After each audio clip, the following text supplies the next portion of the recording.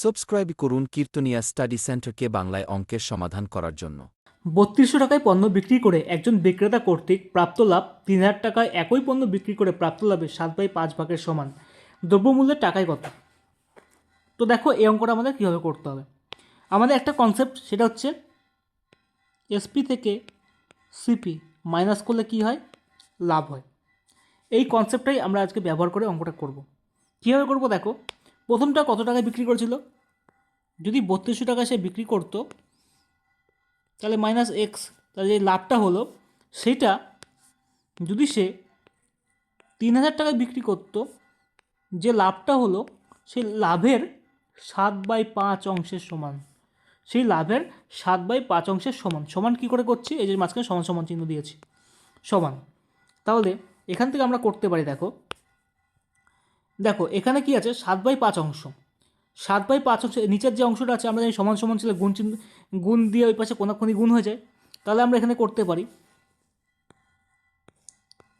৩২০০ minus x, তাকে 5 দিয়ে গুণ, ইকুয়াল টু ৩,০০০ মাইনাস এক্স, তাকে 7 দিয়ে গুণ।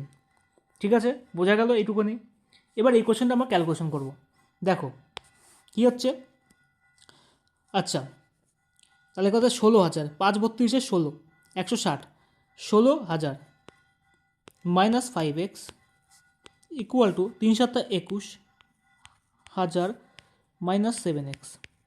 দেখো এবার এক্সটাকে এই পাশে নিয়ে আসছি, মাইনাস 5x, এই পাশে মাইনাসটা এই পাশে আসলে plus 7x equal to 21,000 minus 16,000। ঠিক আছে, মাইনাস 16,000। তাহলে দেখো কত হচ্ছে। তাহলে এখানে যার মান বড় থাকবে সেই চিহ্নটা আগে বসবে। তাহলে দেখো প্লাসে মাইনাসে মাইনাস হয়, প্লাসে মাইনাসে যখন মাইনাস হচ্ছে তখন কী হচ্ছে দেখো, প্লাস 2x ইকুয়াল টু কত হচ্ছে?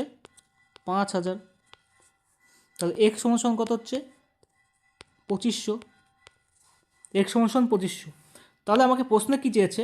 আমাকে প্রশ্নে এক্সের মানটাই চেয়েছে, যে দ্রব্যমূল্যের দামটা কত হচ্ছে? 2500 টাকা। অপশন নাম্বার এ হচ্ছে আমাদের সঠিক অ্যান্সার। বোঝা গেল?